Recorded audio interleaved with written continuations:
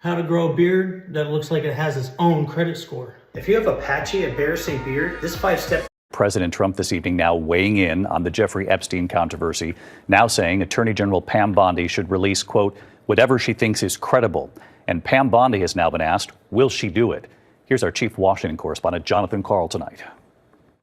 Today, amid a growing Republican outcry over the Justice Department's refusal to release the files from their investigation of sex offender Jeffrey Epstein, President Trump said his Attorney General Pam Bondi should release, quote, whatever she thinks is credible. Whatever she thinks is credible, she should release. For years, vocal Trump supporters, including Kash Patel and podcast host Dan Bongino, fired up the Trump base by stoking shadowy conspiracy theories about Epstein. After he won back the White House, Trump rewarded both of them, naming Patel FBI director and making Bongino his deputy.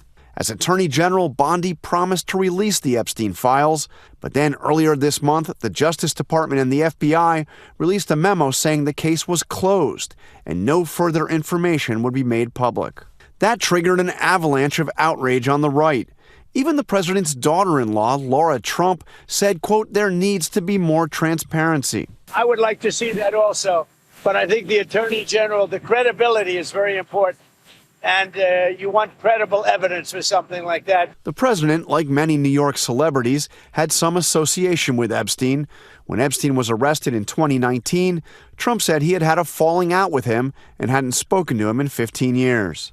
Today, Trump told ABC's Catherine Falders that Bondi briefed him on the Justice Department's review of the Epstein files. What did she tell you about the review? And specifically, did she tell you at all that your name appeared in the file? No, she's given us just a very quick briefing, and in terms of the credibility of the different things that they've seen. Reporters then asked Bondi if she's now ready to release the files. Our memo speaks for itself, and we'll get back to you on anything else. I haven't seen all of his statements today.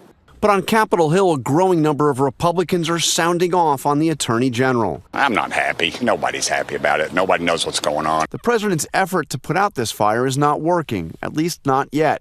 Mr. Epstein was a sex trafficker. I think it's reasonable for the American people to ask who he sexed, trafficked these young women to, if anybody. Democrats say this is all a problem of Trump's own making. The whole country is saying, release the files. That's what Donald Trump said. That's what J.D. Vance said. That's what the Attorney General said. That's what the FBI director said. And now suddenly they want to sweep the whole thing under the rug. Today, Speaker of the House Mike Johnson said that Attorney General Bondi should come forward and explain her inconsistent statements about the Epstein files. And at least 2 Republican senators close to Trump are calling for congressional testimony from Ghislaine Maxwell, Epstein's longtime associate, who is now in prison for conspiring with Epstein to sexually abuse young girls. David? John Karl on this again tonight. John, thanks.